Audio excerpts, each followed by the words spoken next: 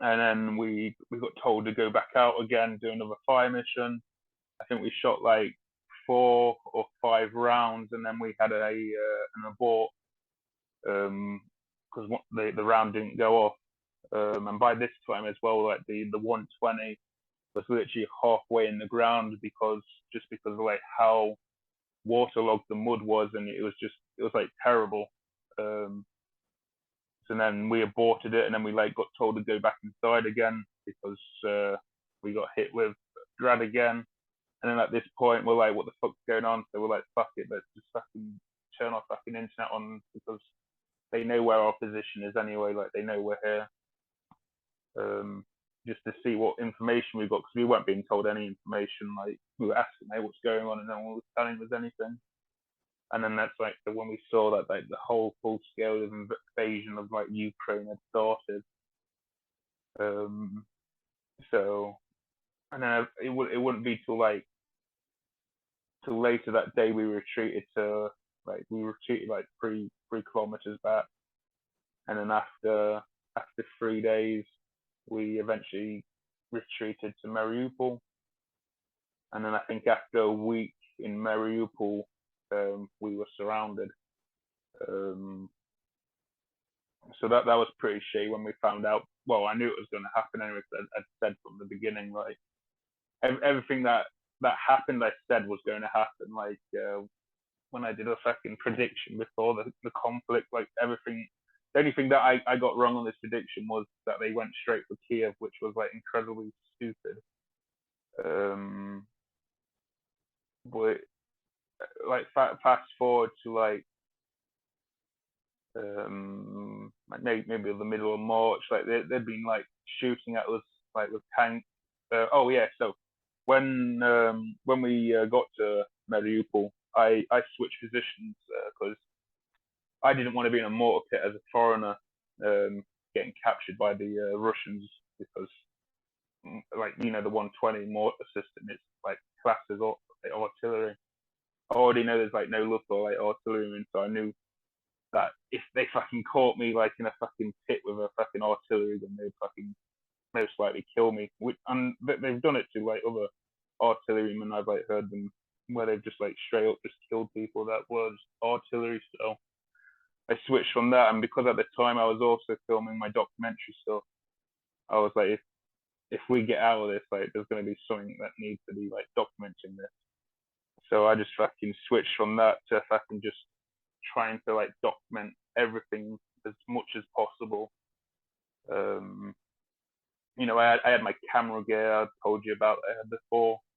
So I was like just filming everything I could possibly like get. I was like pushing for like my command to like let me to get out into the city because they hit the theater. Like they were like just like the amount of like artillery they were using on the city itself, like just completely bypassing like some of the military positions and stuff. Was absolutely insane. So we like from my position, we were in direct sight of the like Russians, and they could directly see us. Like they would shoot at us with the tanks from time to time. But like the majority of like the artillery, like the grad, like they're driving like pretty close. Like it's like super like weird. I never really like thought they would do something like that, but they used to drive the like grad like maybe 5 kilometers away, and then they'd just shoot them, and you'd be able to see where they're shooting from, and then you'd like see it and hear it go over, and then it would just like go into the city center behind us. So there was like a shit ton of it. But the other thing as well that was interesting, their artillery is pretty precise sometimes, but like the vast majority of times, like it's pretty shitty. Especially with the airstrikes as well. The airstrikes, the vast majority, I don't think they have any guided munitions. Like all the like airstrikes that I've witnessed, they were all like unguided, like bombs and stuff. And throughout the vast majority of this, I was like just trying to record everything. I was like trying to document the guys like working like building the vehicles that we were planning to like try and break out to get to Zaporizhia. Like there was like we had a shit ton of wounded. I was like filming. I was basically doing something that would like maybe if we got out of this, like I might be able to like use it to like tell the Ukrainian story, and then also like at the same time when I would get onto like on the Starlink, I'm sure you saw the video when I made the video like about how like Russia's like using the artillery on the city limits and stuff. I was trying to do stuff like that to try and bring awareness and like attention to Mariupol. But like towards the end of March, that's just when it started getting like really bad. We eventually just like ran out of food like a week, like in the first week of April.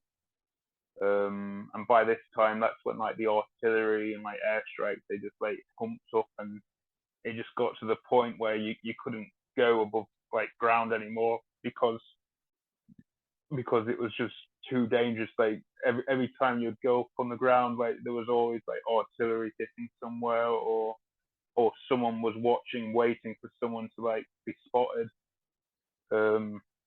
I nearly got killed a few times just trying to go and to do something as simple as taking a shit. Yeah. So like it was like pretty crazy in like the last week before we surrendered. And then like back to like when you're saying captivity, like the first month in captivity, that was the hardest because I was in that place, and as I said previously before I surrendered, I know they released a phone call where I spoke to my friend and told him that we're surrendering. And like one of the first things I said to him is that they're going to use me for bullshit propaganda, and I only said that because